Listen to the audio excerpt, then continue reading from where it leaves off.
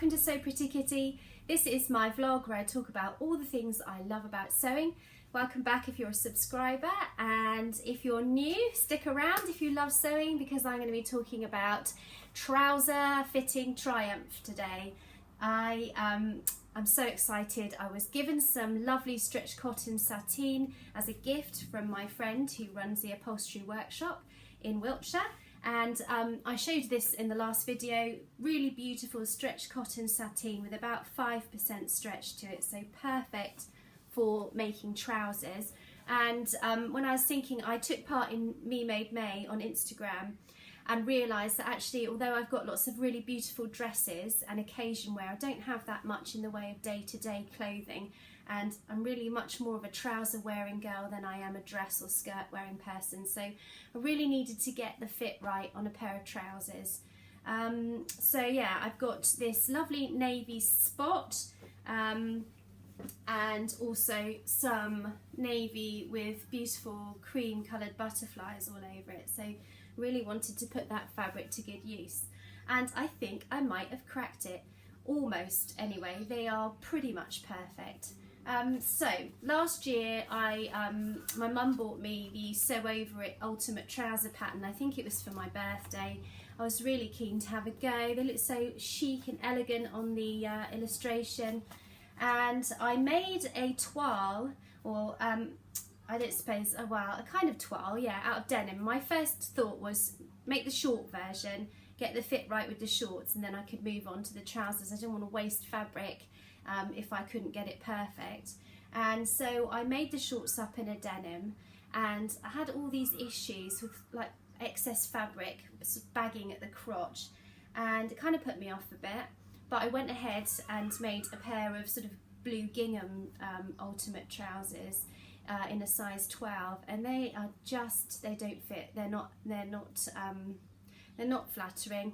They're quite high-waisted. Even with just the facing, I didn't put a waistband on, and when I sit down it folds over. They're just not comfortable. Topped off by my mum was calling them chef trousers. So yeah, that wasn't good. I decided I would give up on this pattern, and then when I was given all that lovely fabric, I thought maybe I should just give it another go. So I dug out the toile I made out of the denim, and you can see here I've made them into a pair of shorts. And with this toile, I really could just experiment with different fitting techniques. So I really recommend, if you are going to make a trouser pattern, it's a really good idea. I don't know if you can hear, chickens are going nuts in the background. They must be laying eggs. Yeah, so you can really play around with different techniques when you have a toile made up. So don't cut straight into your lovely fabric and make a pair of trousers straight off the bat. Really do have a little test run. Even if you do, like I say, cut them off into a pair of shorts.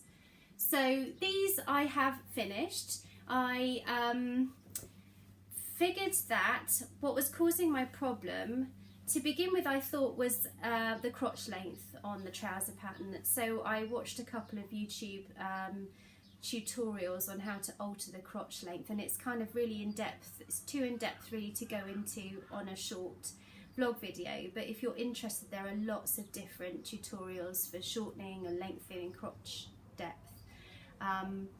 So I tried that, messing about with the pattern itself, and I made another toile. So you can tell this is where I've been all this time. I haven't made a video for a couple of weeks because I've been feverishly trying to get these trousers right, and it's been half term in the UK, so the kids have been around. But these are, and they're jazzy, I'm telling you. This is like spare fabric I had at home. I made a second toile so that I could, and I made this one with the darts on the outside. I messed around with taking the seams in and out. This is the one with the shortened crotch depth, and it really didn't make any difference to this sort of excess fabric that I had going on. And I started to, I'll be honest, I started to lose sort of faith in the whole pattern at that point. I thought, surely it can't be this difficult to get a pair of trousers to fit right. and maybe I should just give up and move on to another pattern. So I have heard that a few people have had issues trying to get the crotch right on this pattern. I thought, no, I will succeed. So the next thing I did was I deepened the crotch curve. So I traced, did I trace? No, I got so impatient by that point. I just thought, right, I'm cutting out the size 10 trousers as per my body measurements. And then I deepened the crotch curve by grading between the 10 and the 12 at the actual crotch itself. Just making it that tiny bit deeper just to see if that would make a difference. And I think it did make a bit of a difference, to be honest. So yeah, the trousers I've ended up with are really comfy. I will insert a picture of me wearing them so you can see the whole trouser, but I'll stand up for you now and try and explain the changes I made. So these are the trousers. I made them out of the navy spot. I ended up actually taking a 2 centimetre wedge out of the front and out of the back seam. So this is a size 10 pair of trousers. The rest of the pattern I followed entirely, apart from deepening the crotch curve to a size 12. I still got a little bit of extra fabric here, but having looked at the pictures of Lisa wearing hers on the Sew Over It website, she's got a little bit of extra there, so I think that's just the cut of the trousers. Yeah, so I have an invisible zip in the side here. They're actually quite high-waisted on me anyway. They say on the pattern they should be 2 inches below the belly button, and my belly button is about here. So I think the crotch depth is probably wrong still for my body, but they are at a comfortable place on my waist now. And the darts sit in the right place too. They're really quite flattering and really comfy to wear. So yeah, I am pleased with them. I don't know, I think I might make another pair. This fabric it's got about 5% stretch in it, like I said. So I'm going to wear these a couple of times, see how they wash, see how they perform, whether they bag out at the knees and the backside, because that's never a good look, and decide whether or not I'm going to make another pair from this pattern or whether I will move on to another. But yeah, I will change into the shorts so you can see that version. So here I am back with the denim short version on, and I like these probably a bit less. I don't know whether it's just the fabric that's causing the problem, but I'm still getting more of a sort of like excess of fabric at the crotch area. Someone did suggest that maybe I needed to make some sort of a thigh adjustment, and definitely on the shorts I would say if you have got muscular thighs or larger thighs, these shorts are not going to work for you, because I have cut a size 10 and I can tell you they are tight around my thighs, especially because you have to turn up a turn up, and I made the turn up smaller because going by the pattern, if I'd have turned them up as much as I was meant to, there was no way I was going to comfortably be able to wear them. They were so tight around my thighs. So I don't think I'll make another pair of these shorts, but I have at least finished them, and considering I started them a year ago and gave up on them completely and they were just sat in my pile of things to do, I'm quite pleased I have actually finished them off. So here we are. These are the shorts. You probably can't see very well. I'll probably try and insert a picture. If I stand on my chair here, you can see they've got a turn up at the bottom, which, like I said, is really quite short. I don't think they're particularly flattering. They've got all this excess fabric here. Again, invisible zip, which I put in. And this fabric is bagging out a bit. It doesn't have any stretch in it. I did put the spotty fabric on for the facing on the waistband. I don't think they won't go to waste. I think I'll probably throw them on in the summer to muck about in the garden and whatever, but they're probably not my most favourite pair of shorts in the world, to be honest.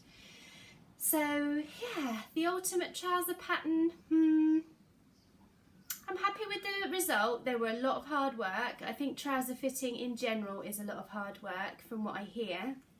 but I will be moving on from this pattern to a different one, and I will show you a couple of patterns that I have picked up recently in a minute. So yeah. Next I have made, it won't be any surprise to anyone because you guys know I love the Tilly and the Buttons book Stretch. I have made another Frankie baseball t-shirt. Here it is. Lovely green jersey with white sleeves. Just a real nice, simple summer staple. I've worn it loads already, and this pattern, I just love it. I would make 100 of these, I think, and wear them every day. And I have also made out of the same fabric. Having said that it was a bit twee for my husband and son to want matching t-shirts, I've actually made my son a matching t-shirt, but I went for a long sleeve version, and this is the pattern from The Fox, the Bear and the Bunny, which is a beautiful book full of children's clothes, and I will link down in the comments below the name of the book and things so that you can check it out. But this is their sort of simple long sleeve t-shirt, which I think goes underneath the mouse dress in the book, but I've made it lots of times out of lots of different fabrics. So my son and I can match each other in our green t-shirts. And his probably will get more wear in the autumn because of the long sleeves, and I'm really pleased because I used the entire metre of fabric up, so that's pretty good going. A whole metre of fabric used 2 items of clothing and no waste, so perfect. The last thing I got to show you is I ended up in Franklin's again, shopping as you do, with my mum this time. I wasn't supposed to be buying anything for myself, but they've just started selling Tilly and the Buttons patterns, and I've seen on Instagram a couple of versions of the marigold jumpsuit and trousers, and it jumped into my bag.